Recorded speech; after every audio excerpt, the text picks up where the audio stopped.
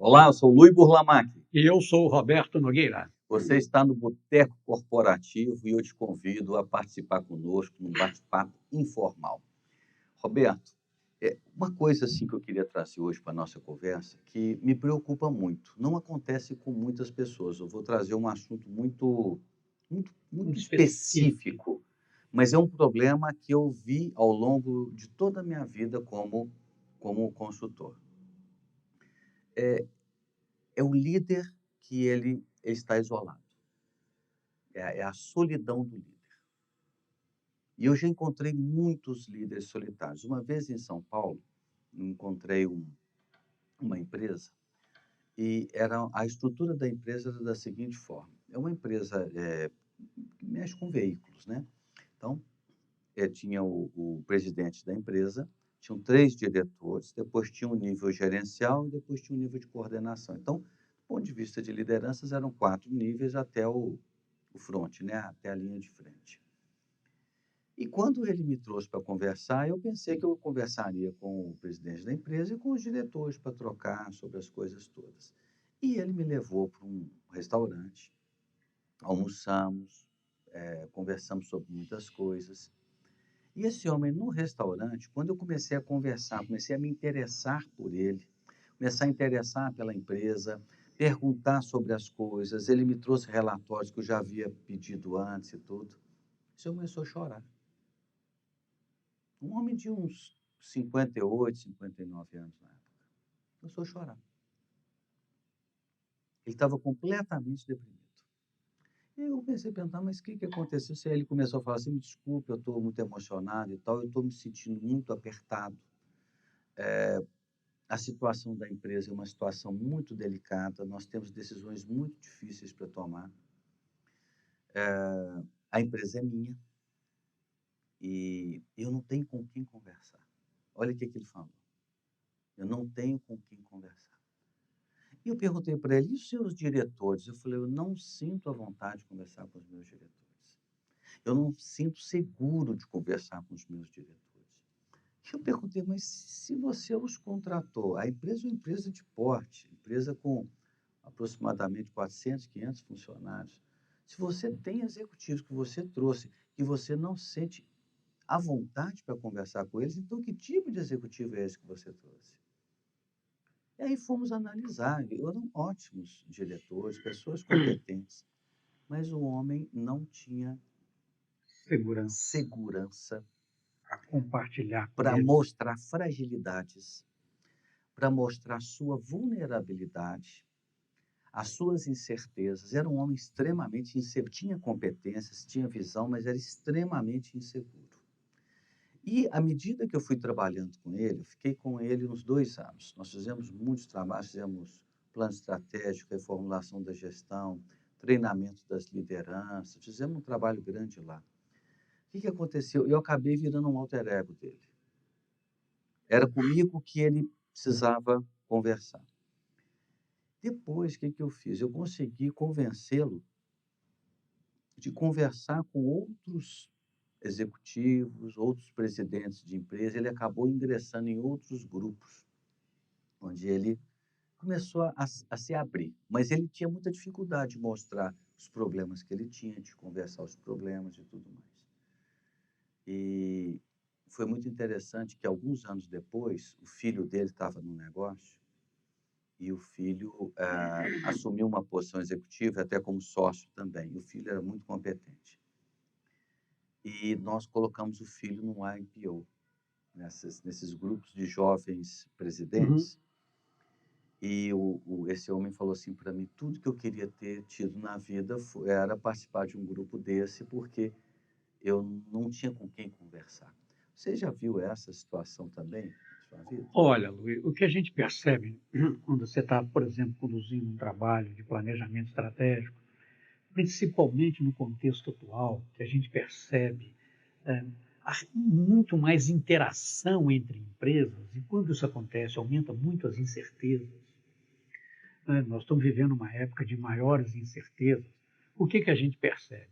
É que, ao fazer uma análise de cenários, a gente observa que identifica-se muitas fraquezas da empresa, muitas ameaças do setor.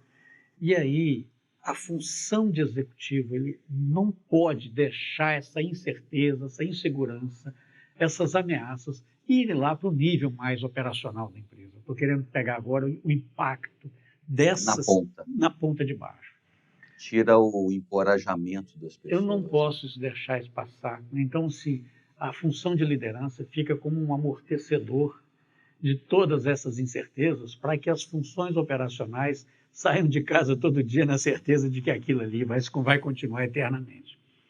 E essa retenção que ele tem que fazer dessa incerteza gera muita angústia, gera muito desconforto para a pessoa na função gerencial, e ela precisa de um coaching, ela precisa de alguém com quem ela possa conversar e dividir um pouco isso. E as pessoas em função mais elevada da direção, de nível de direção mais alto, vivem com muito isso, porque é papel delas identificar essas ameaças, identificar essas incertezas que estão presentes no setor dela e, ao mesmo tempo, não deixar que isso passe.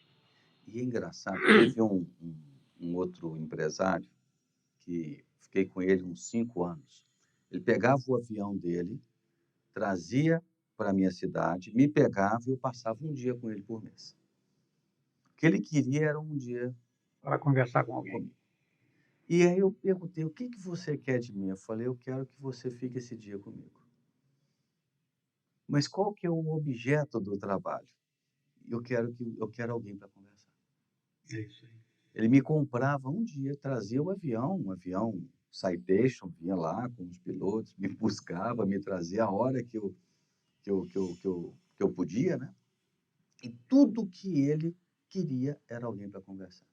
E as conversas assim, as mais básicas, mas que o nível de segurança era alto. Por exemplo, eu tenho, por exemplo, esse homem tem um grupo muito grande de empresas e tem um CEO de uma das minhas empresas.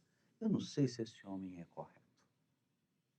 Eu não sei se esse homem é isso, é aquilo. O nível de incerteza quando os negócios ficam muito grandes Exatamente, aumenta muito. aumenta demais. Então, o que eu fui aprendendo ao longo da minha vida como consultor? Que as pessoas pensam que quando as empresas começam a ficar conglomerados e tudo mais, o nível de insegurança das pessoas que estão no topo, ele é altíssimo. Aumenta muito. As pessoas pensam que, eu saio de supervisor, vou para gerente, de gerente eu vou para diretor, os diretores são mais seguros. O que eu mais vejo são diretores, e são pessoas cada vez mais subindo na carreira, o nível de insegurança aumenta mais. Muito. E onde que eu vejo que os grandes executivos conseguem dar o salto? Quando eles reconhecem a insegurança. Para você resolver um problema, a primeira coisa é reconhecer que Reconhecer que ele existe. Quando eles reconhecem, olha, eu estou inseguro, é a hora que você começa a se cercar. E um outro ponto que eu vejo muito grande também, aí dentro do que você falou, que eu acho que um negócio assim, você tem que balancear, você não pode deixar isso descer. Permear. E permear pela organização a ponto de tirar a confiança da organização. Mas, ao mesmo tempo, trazer em algum nível as vulnerabilidades é uma maneira de desenvolver resiliência. Porque a resiliência só é desenvolvida com vulnerabilidade. Agora, você só consegue fazer se você tem confiança no seu time. Para abrir o seu time e entender, isso aqui é assunto nosso. Agora, isso não é fácil. Não. Principalmente para os fofoqueiros. Que pegam as questões. Olha, esse empresário mesmo que eu citei, né, lá de São Paulo, nós fizemos um trabalho, certa vez, com ele, para ele encontrar com outros empresários, para que ele pudesse trocar, aprender e ele criar esse tipo de conversa. Você sabe o que eu encontrei quando estavam lá 6 empresários conversando numa câmara de comércio? Os 6 querendo mostrar o quanto que eles eram bons. Ao invés deles falarem daquilo que era de dificuldade, eles queriam fazer o marketing do que eles estavam tendo de resultado. Ou seja, esconderam todas as vulnerabilidades e fragilidades. E aí fica difícil resolver. Fica porque você não consegue com quem você vai conversar. Quando você não está num ambiente associativista, né? Que te dê segurança para compartilhar as coisas. Que te dê segurança. E um outro ponto também que eu vejo que é interessante, como que isso desce no nível gerencial, e os motivos são outros para não compartilhar.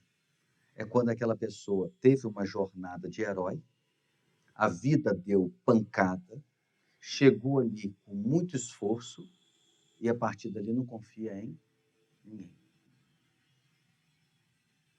Essas pessoas chegam ali pela competência técnica, pelo esforço, pela luta, mas sabem que não confiam em ninguém. Essas pessoas estão vivendo também numa bolha, com pares, com equipes, sendo subordinados, mas são uma bolha, lutando contra tudo e contra todos, como se tudo fosse, na verdade, o quê? Uma ameaça. É o que eu mais vi quando tem esse tipo de comportamento. É isso aí. Olha, eu não sei o que você viu desse boteco corporativo de hoje, mas eu te convido a fazer uma reflexão. Você está vivendo numa bolha? Você conhece pessoas que estão vivendo numa bolha? Você conhece pessoas que estão isoladas? Você está se sentindo sozinho e solitário? É hora de você refletir. Que fatores que estão à sua volta, o que você criou, ou que tipo de modelo mental que você tem que está fazendo você estar nesse lugar e manter nesse lugar. É hora de refletir, porque nós estamos num mundo colaborativo, num mundo onde a soma das partes ela dá o poder para você evoluir. Pense nesse sentido.